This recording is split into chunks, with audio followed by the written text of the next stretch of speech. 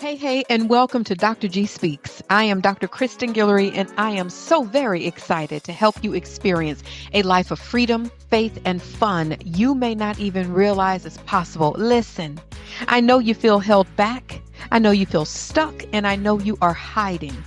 As a coach and the author of Look, Stop Hiding, How to Find Your Voice and Never Dim Your Light Again, you will get to listen to some amazing stories, receive some homework, that's the professor in me, and get some tools to help you live the life you deserve. It's time to quiet the noise and walk in the fullness of who God created you to be. It's time to stop hiding and start thriving. Together, we'll uncover your potential and ignite your journey to a fulfilling life, a life of freedom. So in 2024, I was so blessed to take a 5-month sabbatical from my company, and I traveled the world. I went to 15 countries, and listen, 2 years ago, 3 years ago, this was no part of my dreams list. I don't even think I ever desired or thought I could take 5 months off from my business and then travel the world. Like what? And I'm actually currently in Mauritius, Africa, getting ready to head to India today. I've been on a 2-month kind of sabbatical, but I've done a little bit of work. But I've been thinking about the very first time I was intentional about taking some time off. And it was in August of 2022. I took my first, what I would call a mini sabbatical. I'd had an amazing year.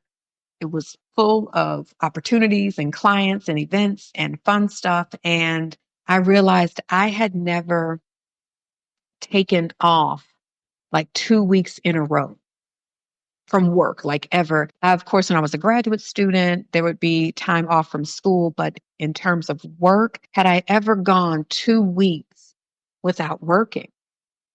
And I don't know if I had, or if I had, it'd been a long time. So I decided to do this, and I was a little nervous. I was a little nervous about, oh my gosh, I'm not going to post on social media for 2 weeks. Am I going to miss opportunities? If people email me and I started to worry just a little bit because I'm like, oh, I'm about to unplug for 2 weeks. That's a long time.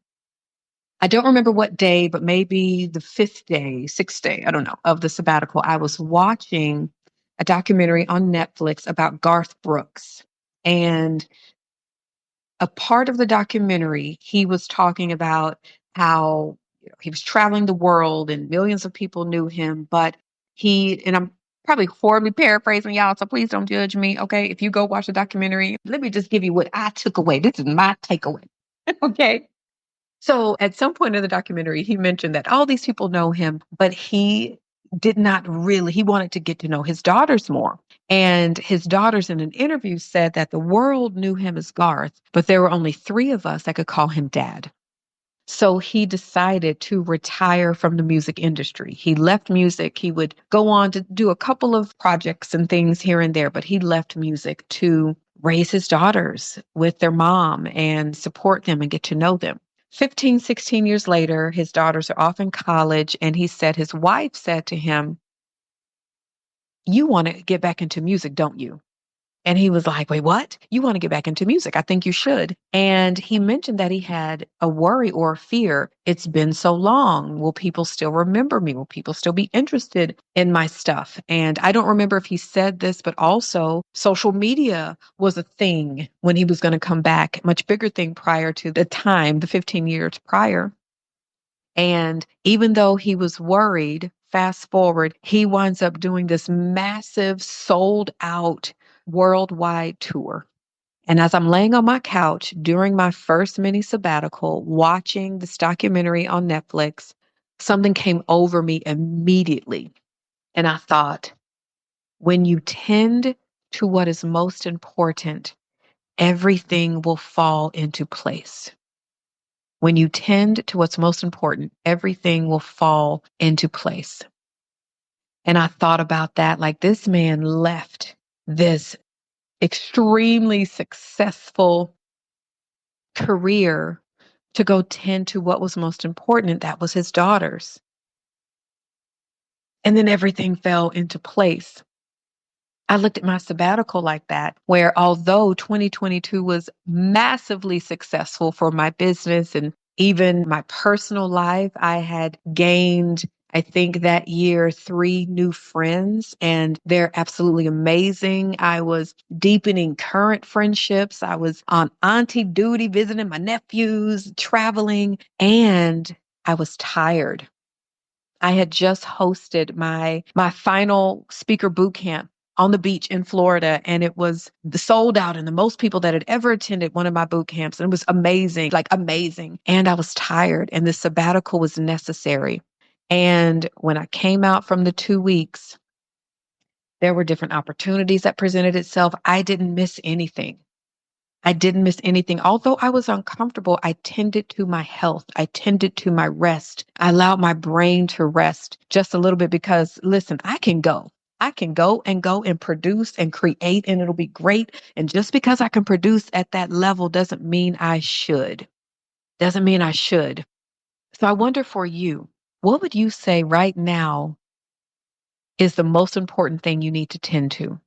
Is it your health? Is it a relationship?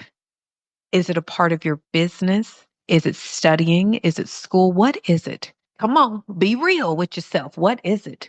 So, what is that thing that you know I need to tend to? But if I tend to that, that's going to pull away time from over here, but I need to. I've chatted with different people who they have needed to have a certain surgery, but they were worried about the downtime. Like, I'm not trying to be down for 6 weeks, but they needed the surgery. If you were in a position like that where, oh my gosh, I need to go tend to this, or I need to tend to my health, or I need to go tend to that, please know that number one, everything will fall into place. Number two, God restores time. What would take 40 of the most brilliant people to accomplish in 3 years, God can accomplish in 1 month, in one day. God is not us. And we've got to learn to trust him with it all. Trust that he knew you were going to be sick. In 2016, I had my first and only time in the hospital. I had emergency surgery to remove a benign tumor that was surrounding one of my ovaries. It was called ovarian torsion, and it was the most painful experience I've ever had. The pain was so bad. I got 2 doses of morphine and it took my pain from a 14 to a 10. The pain was so bad. I was asking the Lord to knock me out. Like it was so bad. And because the tumor was so big, I had to get a C-section. Like literally, I have a C-section. Like I haven't had any kind of baby, but I have a C-section and I had to be down for 6 weeks. I had to be down for 6 weeks and I was so frustrated. The first week, I was in a lot of physical pain. It hurt to laugh and cough. I could not fully stand up. Week 2, I was in emotional pain. I was like, Lord, why is this happening? I'm frustrated. I don't want to be down. And then by week 3, I decided, let me surrender because I'm going to prolong this healing. I'm going to delay it. I need to just surrender. And what's very interesting at that time, when you tend to what's most important, everything will fall into place. The semester, I was still teaching a college class. I think my final college class I taught. I was still teaching, and the semester had just ended, and all the grades were already in. I didn't have anything planned for 1 month. The one thing I had planned was a speaking engagement, and I called them, and they were willing to push it back a couple of weeks. So I literally did not have anything that I needed to do. Like God knew this was going to happen and gave me the space to heal. And I tended to my healing. And not just did God allow that for me to tend to my healing from the surgery, there was also cerebral rest and healing that I needed to do just to be still. So I watched all these silly Christmas movies because it was December 2016. And after the 6 weeks, I slowly began to get back to work. And no, I was teaching another college class. I wasn't the last one. Get back to work and speaking engagements. I didn't miss anything. I tended to what was most important. Everything fell into place. And that is the truth. That is the truth. The speaking engagement still came. The opportunity still came. I was still able to go back and work out. Let me give you this. Part of me was worried that, oh my gosh, I'm going to be down for 6 weeks. And what does that mean? Am I going to gain 15 pounds or 20 pounds and all that stuff? Because I love doing my ratchet Zumba. Okay. I did my ratchet Zumba. And when I went after the 6 weeks to do a checkup, I didn't gain anything. I think I lost a pound. And I feel like God is like, you keep assuming that it's your effort solely that brings the results you have. It's not. It's part of your effort, but the bigger part is trusting me that I knew you were going to have this surgery, that I knew you've been working on your health. Why would I allow all of your work to just come back? Trust me in this, not just your effort. So, what is it that you need to trust God with fully? What is it that you need to surrender, thinking that it's only in your time and your strength and your control? What do you need to tend to and trust that everything will absolutely fall into place? Final thing I'll share on that is I spoke at an event and there was a woman that came up to me and she said, I have you on a list next to like names Oprah and Deepak Chopra and this other name, like I consider you to be this thought leader. And she said, I think about when you talk about if you tend to what's most important, she said, you say that like you know. She said, you say that like you know. She said, I know you know. How do you know? I said, I just know. I know because God is sovereign. And God is good. Doesn't mean everything God does we like, because I don't. But when we tend to what's most important, what that does is when we're tending to what's most important, we're saying, God, I'm trusting you to do what I can and what I shouldn't. And literally, I have been striving to do that the last couple of years, is just saying, okay, God, what is the most important thing I need to tend to? Oh, I'm tired right now, but I need to get this work done. But I'm tired right now, but I need to get this work done. And sometimes it'll be go lay down because I'm tired, or it'll be, yeah, but you got to get this email in, and I'll meet in the middle. I'll get the email.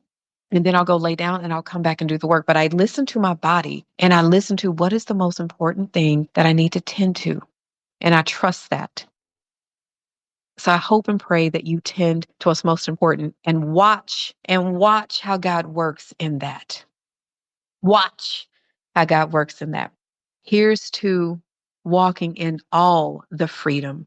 And your affirmation for the week is, when I tend to what is most important, every single thing will fall into place.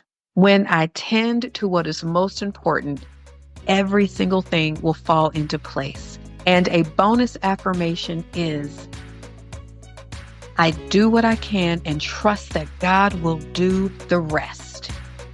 I do what I can and trust that God will do the rest. Be sure to subscribe. And if you enjoyed this episode, please share it with your friends and family. Thanks again, and I'll see you next time. Deuces.